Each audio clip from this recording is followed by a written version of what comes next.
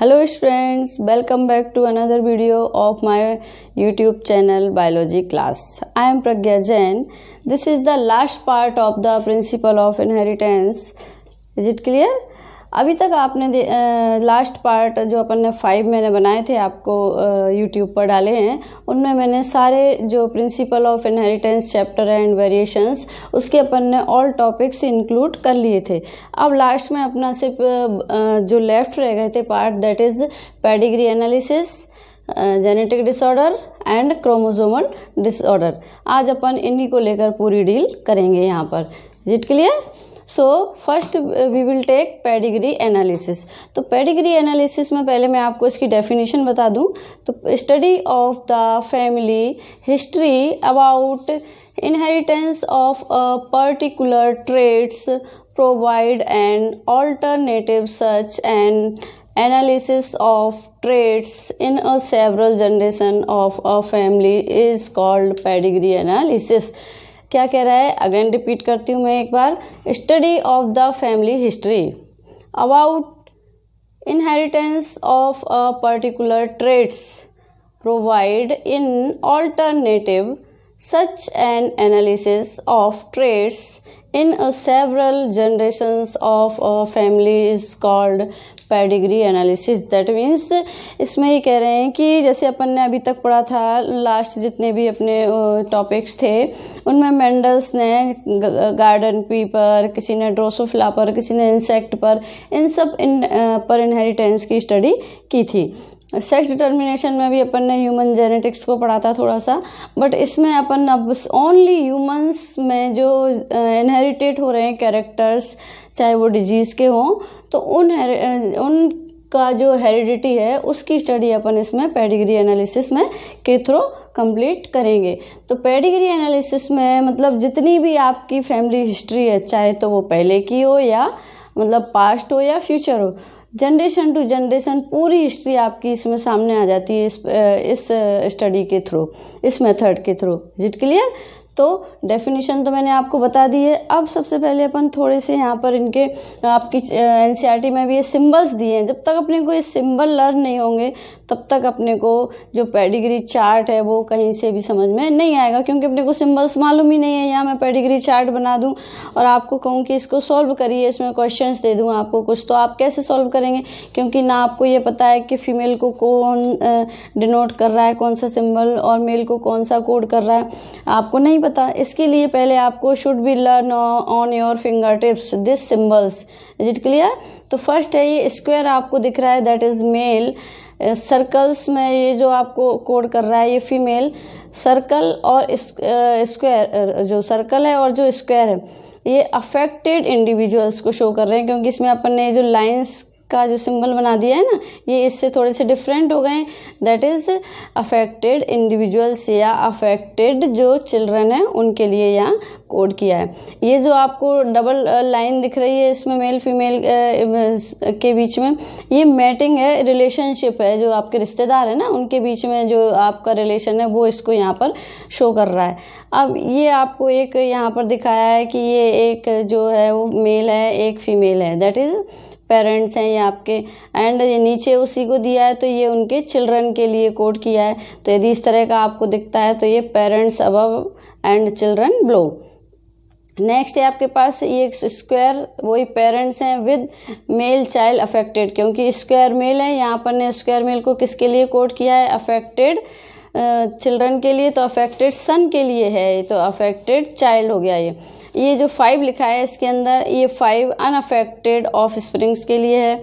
और ये जो इस तरह का एक सर्कल है उसके बीच में एक डॉट लगा हुआ है, that is sex linked recessive gene के लिए अपन ने इसको कोड किया है। Is it clear?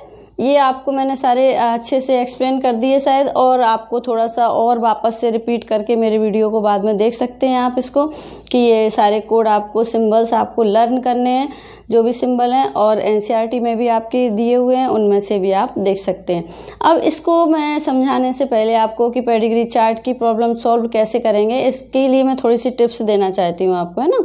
तो पहले सबसे पहले तो हाउ टू एनालाइज, कैसे इसको एनालाइज करेंगे। तो ऑटोसोमल डोमिनेंट, मतलब जो कैरेक्टर है ना थोड़े से जो अपन को फाइंड आउट करने हैं, तो autosomal dominant, autosomal recessive, sex linked dominant, sex linked recessive, इस तरह के कुछ कैरेक्टर्स अपने को यहाँ फाउंड आउट करने के लिए आपको प्रॉब्लम्स आएंगी। उनमें जितने भी आपको क्वेश्चन आएंगे ना वो इन्हीं चीज़ों को फाइंड आउट करने के लिए आएंगे आपको। Is it clear? और इनको ही बेस बनाकर आप उनको फाइंड आउट कर पाएंगे। Some tips of for solving के लिए भी मैं पहले आपको थोड़ी सी टिप्स दे देती हूँ कि it is if disease is absent in parents, यदि पेरेंट्स में डिजीज़ एब्सेंट है, इट इज़ रिसेसिव, और children is affected but children affected है, दैट इज़ रिसेसिव डिजीज़। क्यों? क्योंकि पेरेंट्स में तो शो नहीं हो रही। यदि पेरेंट्स में शो हो रही होती तो क्या होता, वो डोमिनेंट कैरेक्टर होता। ये अपन पहले भी मेंडल्स लॉ में भी पढ़ चुके हैं। तो कौन सी डिजीज और वो चिल्ड्रन में शो हो रही है, दैट इज़ रिसेसिव जीन या रिसेसिव कैरेक्टर अपन ने पढ़ा है ना उसमें, कि वो चिल्ड्रन में कैरेक्टर नेक्स्ट जनरेशन में जाके कैरेक्टर शो हो जाता है, F1 जनरेशन में नहीं होता, F2 जनरेशन में शो हो जाता है वो रिसेसिव कैरेक्टर भी। तो ऐसे ही यहाँ पर है कि यदि डिजीज़ पेरेंट्स में एब्सेंट है ना, और वो चिल्ड्रन में शो हो रही है, that is recessive disease. Is it clear? Next थोड़ा सा ये पॉइंट है कि dominant trait never skip generation. यदि डोमिनेंट कैरेक्टर है तो वो कोई भी जनरेशन को स्किप नहीं करेगा। Is it clear? Third point अपना है, it is always autosomal when parents and children both are affected, it is usually dominant type. अब इसमें आ गया कि यदि parents and children both are affected हैं, है ना, बोथ अफेक्टेड हैं, तो क्या होगा, यूजुअली कैसा होगा कैरेक्टर, वो डोमिनेंट टाइप ही होगा। तभी तो वो पेरेंट्स से जनरेशन में ट्रांसफ़र हुआ और शो भी कर रहा है अपने आप को, तो that is dominant type. Is it clear? When father transfer disease to his son, जब फादर ट्रांसफ़र करता है डिजीज़ को सन में, तब क्या होता है, इट इज़ ऑलवेज ऑटोसोमल। तब ऑलवेज कैसा होगा, ऑटोसोमल टाइप का कैरेक्टर होगा, उसमें जीन होगा। Is it clear? अब एक और मैं आपको बहुत अच्छी टिप्स यहाँ पर देती हूँ, जिससे आपको कभी भी जो पेडिग्री एनालिसिस के चार्ट आपकी कोई भी प्रॉब्लम आपको आ जाएगी, आप कभी भी उसको मतलब प्रॉब्लम सॉल्व करने में आपको कोई प्रॉब्लम नहीं आएगी। क्योंकि आपको जब भी आता है वो बना हुआ आता है चार्ट, उसमें से आपको 3 नंबर्स का होता है तो 3 क्वेश्चंस, 5 मार्क्स का होता है तो 5 क्वेश्चंस आ जाते हैं, और आपको उसमें से ही फाइंड आउट करने होते हैं। तो वो फाइंड आउट आप कैसे करेंगे, जब आपको मेथड पता होगा, ट्रिक्स पता होंगे कि उनको जल्दी से जल्दी अपन कैसे अंडरस्टैंड करें। उसके लिए मैंने यहाँ एक थोड़ा सा फ्लो चार्ट दिया है आपको, उसमें कुछ क्वेश्चन है, उनके आंसर अपन अपने मन में ही देना है आपको, और आप उसको सॉल्व कर देंगे इजीली। तो फर्स्ट क्वेश्चन है जैसे, all affected of springs have at least 1 affected parents. क्या कह रहा है ये क्वेश्चन पहले आपको बहुत अच्छे से अंडरस्टैंड करना है कि ऑल अफेक्टेड ऑफ स्प्रिंग्स मतलब जो F1 जनरेशन फॉर एग्जांपल यहाँ ले लेते हैं, ऑल अफेक्टेड हैं, तो एटलीस्ट 1 अफेक्टेड पेरेंट है क्या आपके पास? अब आपका आंसर यस भी हो सकता है, उस जो प्रॉब्लम आई है आपके साथ उसको देखकर, और नो भी हो सकता है ना। यदि आप यस के साथ जाते हैं तो दैट इज डोमिनेंट ट्रेट होगा, क्योंकि जब ऑल अफेक्टेड ऑफ स्प्रिंग्स हैं और एटलीस्ट 1 अफेक्टेड पेरेंट है तो कैसा, और यदि आपका आंसर यस है, दैट इज कैसा ट्रेट है ये? Dominant trait. अपन ने पहले भी पढ़ा है कि दोनों में से एक भी कैरेक्टर पेरेंट का यदि डोमिनेंट है तो डोमिनेंट ही होगा वो ट्रेट, है ना, शो हो रहा है तो। अब यदि यस आता है और नो आता है तो रिसेसिव ट्रेट होगा। Is it clear? अब नेक्स्ट है क्वेश्चन, यदि आपने कह दिया यस तो डोमिनेंट ट्रेट है, तो डोमिनेंट ट्रेट है तो नेक्स्ट क्वेश्चन अपन अपने आप से पूछेंगे उस प्रॉब्लम को देखकर कि all affected male have affected mothers and affected daughters. आपको ध्यान रखना है यहाँ ऑल वर्ड लगा हुआ है कि all affected male have affected mothers and affected daughters, all होना चाहिए इसमें। यदि आपका आंसर यस आता है तो कैसा जीन होगा यहाँ पर? सेक्स लिंक्ड डोमिनेंट ट्रेट होगा, और यदि आपका आंसर नो आता है तो ऑटोसोमल डोमिनेंट हो जाएगा। Is it clear? अब नेक्स्ट अपने यहाँ पर देखते हैं, जैसे अपन ने एक क्वेश्चन पढ़ा था कि all affected of springs have at least 1 affected parents. यदि अपना आंसर नो है, इफ, तो रिसेसिव ट्रेट होगा। इफ रिसेसिव ट्रेट है तो नेक्स्ट क्वेश्चन आ जाएगा अपने सामने फिर कि ऑल अफेक्टेड फीमेल्स, यहाँ मेल लिया था अपन ने, यहाँ फीमेल हो गई, कि all affected females have affected father and affected son. जैसे कोई भी पेडिग्री एनालिसिस की आपके उसमें आती है, तो जैसे अफेक्टेड मेल है उसके ऊपर की जनरेशन में कौन होगा, उसका पेरेंट्स होंगे। तो पेरेंट्स में जो फादर है उनमें से कोई ना कोई तो अफेक्टेड होगा, नहीं है तो नो हो जाएगा, है तो यस हो जाएगा। और एंड अफेक्टेड सन भी अफेक्टेड होना चाहिए। इट मीन्स उसका जो सन होगा, दोनों के ऊपर नीचे की एक एक जनरेशन ले लेंगे अपन, उसमें जो सन या फादर हैं वो अफेक्टेड हैं क्या। यदि यस है तो जो सेक्स लिंक्ड रिसेसिव जीन होगा, और यदि नो है तो ऑटोसोमल रिसेसिव जीन हो जाएगा इसमें। ये मैंने आपको मतलब बहुत शॉर्ट ट्रिक दे दी है उन चीज़ों को सॉल्व करने। अब जैसे मैं आपको एक प्रॉब्लम सॉल्व करके दिखाती हूँ। आपको यहाँ एक क्वेश्चन दिया हुआ है मैंने, जिसमें ये दोनों पेरेंट्स हैं। इन पेरेंट्स में से दोनों कोई आपको अफेक्टेड दिख रहे हैं क्या? नो, दोनों ही अफेक्टेड नहीं है, क्योंकि अफेक्टेड का सिंबल कैसा है अपने पास, ये अपने अफेक्टेड का, ये जो दिख रहे हैं इस तरह के अफेक्टेड होंगे। इनमें से दोनों ऐसी कोई पोजीशन नहीं दिख रही अपने को। तो मीन्स अपना आंसर यदि नो आता है तो एक क्या कौन सा ट्रेट आ गया यहाँ पर? रिसेसिव ट्रेट आ गया। तो अपन ने यहाँ पर लिख दिया फर्स्ट क्वेश्चन का आंसर रिसेसिव ट्रेट। नेक्स्ट आता है, जैसे ही नो आंसर आता है तो नेक्स्ट क्वेश्चन अपने माइंड में आता है कि all affected females have affected father and affected son. तो जो फीमेल है ऑल अफेक्टेड फीमेल, तो एक ही फीमेल है अपने पास यहाँ पर, दूसरी कोई अफेक्टेड फीमेल है नहीं। तो अफेक्टेड फीमेल के फादर अफेक्टेड हैं क्या? नो। सन अफेक्टेड हैं क्या? नहीं। तो आंसर क्या होता है? नो आया। तो that is autosomal recessive. Autosomal recessive आ गया ना। कितनी जल्दी ये अपनी प्रॉब्लम सॉल्व हो गई इस ट्रिक के थ्रू। इन शॉर्ट ट्रिक के थ्रू आप कैसी भी कोई प्रॉब्लम है आपको पेडिग्री चार्ट से रिलेटेड, वो आप इजीली शॉर्ट आउट कर लेंगे, आपको कहीं भी कोई प्रॉब्लम नहीं आएगी। और आती भी है तो आप इस वीडियो को बार बार अगेन रिपीट करके देखिए, ये प्रॉब्लम आपकी इजीली सॉल्व हो जाएगी। कैसी भी प्रॉब्लम आपको एग्जाम में आए, आप उसको इजीली इस ट्रिक के थ्रू सॉल्व कर देंगे, सॉल्व हो जाएंगे आपकी। Is it clear? तो नेक्स्ट टॉपिक पर अपन आ जाते हैं, जेनेटिक डिसऑर्डर। जेनेटिक डिसऑर्डर कौन कौन से हैं अपने पास? Haemophilia and sickle cell anaemia, phenylketonuria and colour blindness. तो सिकल सेल एनीमिया में सबसे पहले मैं लेती हूँ इसमें हीमोफीलिया। हीमोफीलिया कैसी डिजीज़ है ये? इसको that is called bleeder disease भी बोलते हैं। और ये किसकी वजह से होती है? ये sex linked recessive genetic disorder है ये। इसमें करियर कौन होती है? कैरियर होती है इसमें फीमेल। कैसी होती है वो? XHSH टाइप फीमेल होती है। Is it clear? और इसमें ये डिजीज है, और जो दूसरी होती है वो करियर, वो कैसी होती है? एक्स और हेट्रोजाइगस होती है, मीन्स वो। अब इसमें सबसे पहले अपन देखेंगे कि हीमोफीलिया आखिर डिजीज़ है किस टाइप की। तो it is a sex linked recessive genetic disorder है whose gene present on the sex chromosome of the cascade of proteins involve in the clotting. मतलब जो कैस्केड प्रोटीन है वो किस में इन्वॉल्व होता है? क्लॉटिंग ऑफ द ब्लड में। मतलब वो जो क्लॉटिंग हो रही है ब्लड की, उसको अफेक्टेड करता है ये प्रोटीन, कैस्केड प्रोटीन जो है। Is it clear? A simple cut will result in non stop bleeding in the affected individuals. यदि ये डिजीज जिन भी पेशेंट में होती है, जिन भी इंडिविजुअल्स में होती है, यदि उनको एक छोटा सा कट भी लग जाता है ना, तो उनको नॉन स्टॉप ब्लीडिंग होती है, क्योंकि उनमें क्लॉट फॉर्मेशन होता ही नहीं है। क्लॉट जो ब्लीडिंग है वो कंटिन्यू चलती रहती है। किस वजह से चलती रहती है? क्योंकि इनमें जो कैस्केड प्रोटीन है वो क्लॉटिंग को अफेक्ट करता है। Is it clear?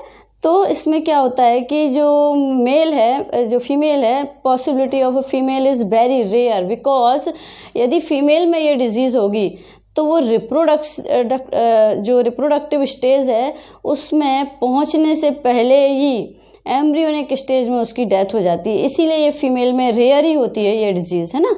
ये सिर्फ फीमेल क्या होती है? कैरियर होती है। कैरियर होती है, इट मीन्स ये ट्रांसफ़र करती है जनरेशन टू जनरेशन और डिजीज़ को। खुद मतलब इफेक्टेड बहुत रेयरली कभी सुना हो, ऐसा तो नहीं सुना। और जो heterozygous female is a career होती है। हेट्रोजाइगस मीन्स जो इसमें एक्स और एक्स टाइप का जो होता है हेट्रोजाइगस, वही इसको कैरियर करता है। और पर्सन करियर एंड जो डिजीज़ होती है वो किस में होती है, फीमेल से सन में ट्रांसफ़र होती है उसके। जैसे इसका सबसे अच्छा एग्जाम्पल है royal family of London Victoria queen. जो विक्टोरिया क्वीन थी वो इसकी कैरियर थी इस डिजीज़ की। इसका सबसे अच्छा एग्जाम्पल उन्हीं का हमेशा आपके एनसीईआरटी में दिया होगा ये, कि जो विक्टोरिया क्वीन थी वो हीमोफीलिया डिजीज़ की कैरियर थी। Is it clear?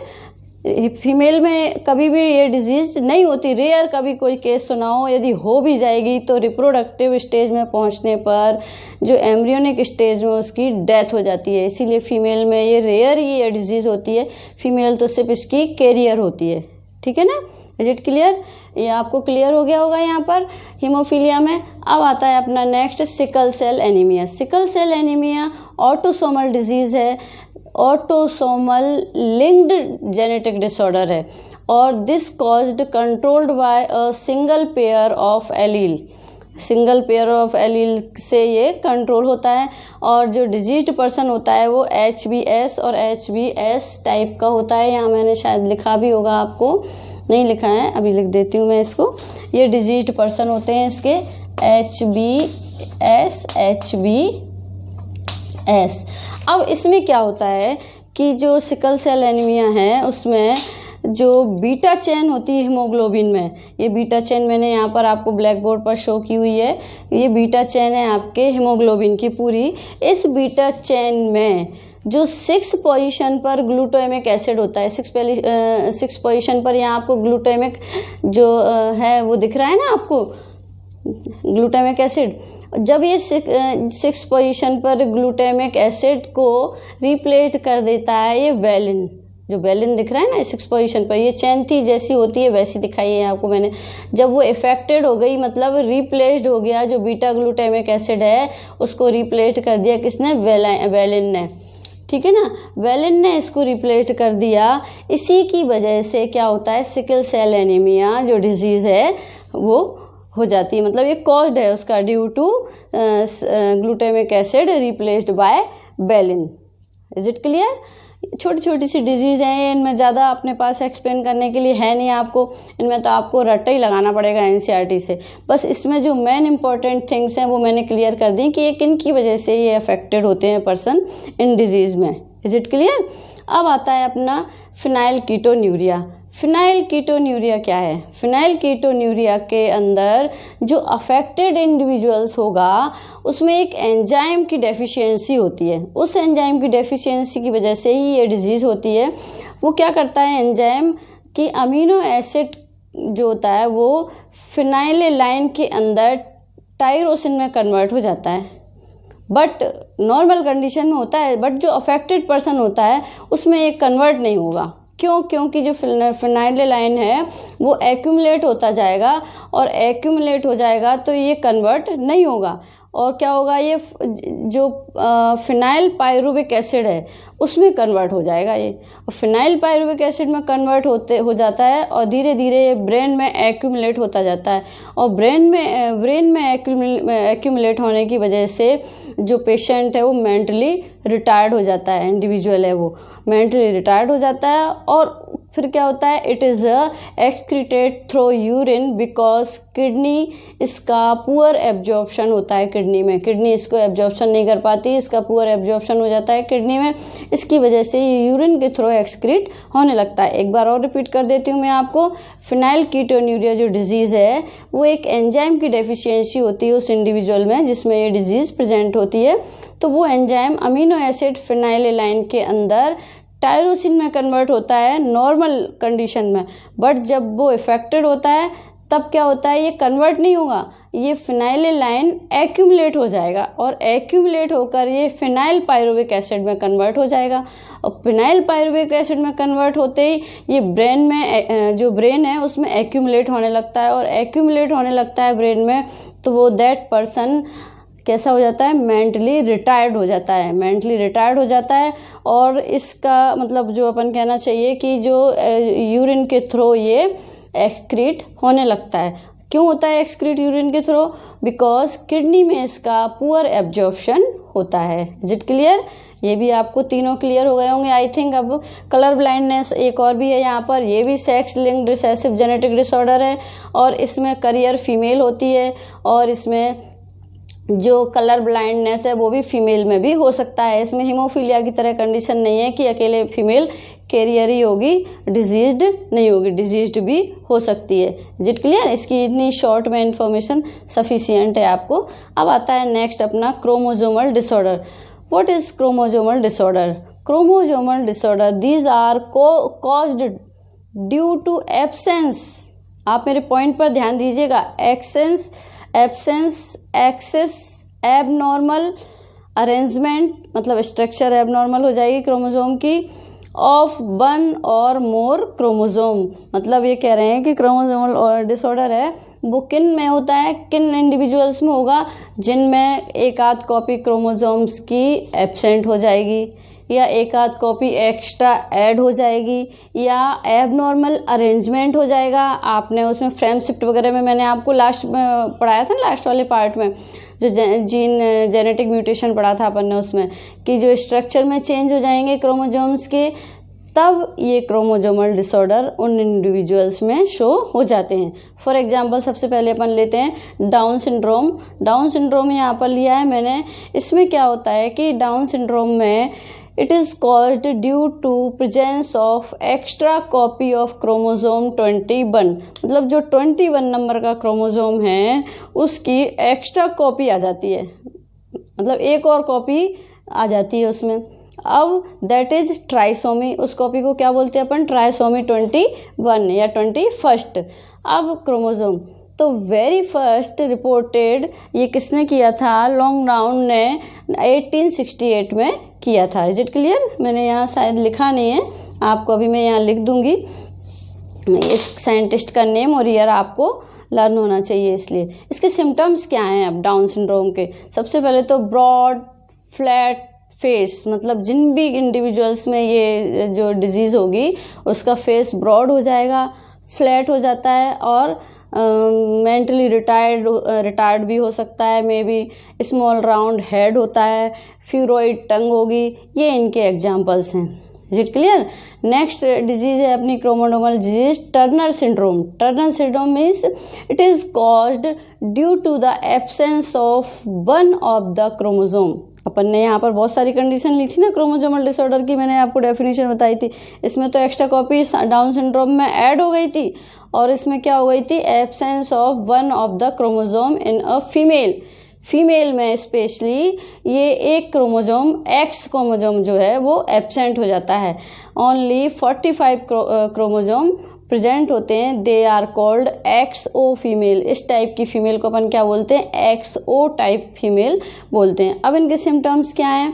सिम्टम्स में poor development of breast, lake of secondary sexual characters, sterility मतलब उनमें फर्टिलाइजेशन की कैपेसिटी नहीं होगी, rudimentary ovaries not well developed, मतलब जो ओवरीज होंगी वो जिस कंडीशन में नॉर्मल फीमेल के अंदर होती हैं वैसी कंडीशन में डेवलप नहीं हो पाएंगी, वेल डेवलप्ड नहीं होंगी। नेक्स्ट है अपना शॉर्ट स्टेचर, मतलब जो डील डॉल होगा वो भी प्रॉपर नहीं होगा और हाइट शॉर्ट होगी। Is it clear? Turner syndrome किस में होता है, फीमेल में, और जो एक्स क्रोमोसोम की एक नंबर कम हो जाता है। अब क्लीनफेल्टर अपना लास्ट दिया हुआ है यहाँ। ये सिंड्रोम कैसा है, इसमें एक्स्ट्रा कॉपी हो जाती है। It is caused by presence of an extra copy of X chromosome in the male. ये चीज़ें जस्ट अपोजिट है दोनों में। टर्नर में तो एक एक्स जो क्रोमोसोम है वो एब्सेंट हो जाता है, किसमें, फीमेल में। बट क्लीनफेल्टर में क्या होता है, एक एक्स्ट्रा कॉपी हो जाती है एक्स क्रोमोसोम की, वो भी किसमें, इन द मेल में। तो कैसा हो जाएगा यहाँ पर, XXY टाइप का इनका अरेंजमेंट हो जाएगा। ये इस टाइप की इसमें क्रोमोसोम की सिचुएशन हो जाएगी। तब क्या होगा इसमें, तो सिम्टम्स क्या हो जाएंगे इसमें, टॉल स्ट्रेचर हो जाएगा लेकिन with feminist physique. Feminist physique means height तो अच्छी हो जाएगी उसकी, उस पर्सन की, मेल की, बट उसमें क्या है, मोस्टली जैसे फीमेल्स के कैरेक्टर उसमें दिखने लगेंगे। जैसे फीमेल के कैरेक्टर कैसे कि उसमें ब्रेस्ट डेवलपमेंट हो जाएगा, जो दाढ़ी है पुअर ब्रीड हो जाएगी, बियर्ड जो है उसकी वो पुअर होगी, मतलब ग्रोथ अच्छी नहीं होगी, और स्टेरिलिटी फर्टिलाइजेशन की कैपेसिटी भी नहीं होगी उसमें। फीमेल टाइप का प्यूबिक हेयर पैटर्न हो जाएगा। Is it clear? अपना ये क्लियर हो गया ना यहाँ पर कि जेनेटिक डिसऑर्डर में आपको मैंने लिया था हीमोफीलिया। हीमोफीलिया में फीमेल कैरियर होती है बट अफेक्टेड रेयरली होती है, सन अफेक्टेड होते हैं उसमें मेल। और जो सिकल सेल एनीमिया है उसमें जो हीमोग्लोबिन चेन होती है उसमें 6 पोजीशन पर ग्लूटामिक एसिड वैलिन रिप्लेस कर देता है ग्लूटामिक एसिड को, जिसकी वजह से ये सिकल सेल एनीमिया डिजीज़ होती है। और फिनाइल कीटोन्यूरिया में एंजाइम की जो एंजाइम है उसकी डेफिशिएंसी होती है, जिसकी वजह से ये होता है। मैंने आपको पूरा बता दिया था। कलर ब्लाइंडनेस में भी x linked recessive gene genetic disorder है और इसमें करियर भी फीमेल होती है और डिजीज्ड भी फीमेल हो सकती है। Is it clear? अब आते हैं अपने क्रोमोजोमल डिसऑर्डर। क्रोमोजोमल डिसऑर्डर में डाउन सिंड्रोम में एक्स्ट्रा कॉपी क्रोमोजोम 21 नंबर के क्रोमोजोम की, ये आपको स्पेशली ध्यान रखना है कि जो 21 नंबर का क्रोमोजोम है उसकी कॉपी एक्स्ट्रा हो जाती है, दैट इज कॉल्ड ट्राइसोमी 21, जिसकी वजह से इसमें डाउन सिंड्रोम हो जाता है। और इसके कैरेक्टर मैंने आपको बता ही दिए थे कि mental retarded, small round head, इस तरह के फ्यूरो टंग। नेक्स्ट आता है आपका टर्नर सिंड्रोम। टर्नर सिंड्रोम में एक एब्सेंट हो जाती है कॉपी किसकी, क्रोमोजोम की, और वो भी किस में, इन द फीमेल में। फीमेल में कम हो जाती है तो फीमेल में जो सिम्टम्स मैंने आपको बता दिए थे कि यदि फीमेल में कम हो जाएगी तो उसमें फर्टिलिटी की कैपेसिटी नहीं होगी। दूसरा, पुअर डेवलपमेंट होगा ब्रेस्ट का। जो सेक्सुअल कैरेक्टर हैं, सेकेंडरी सेक्सुअल कैरेक्टर, वो भी कम हो जाएंगे। ओवरीज भी प्रॉपर वर्क नहीं कर पाएंगे या प्रॉपर वेल डेवलपमेंट नहीं होगा ओवरी का। क्लीन फिल्टर में सिम्टम्स क्या होंगे, एक्स्ट्रा कॉपी हो जाएगी एक्स क्रोमोजोम की प्रेजेंट, बट किस में, मेल में। मेल में हो जाएगी ना, तो मेल में एक्स्ट्रा कॉपी हो जाएगी तो पैटर्न कैसा हो जाएगा, XX बाय टाइप से।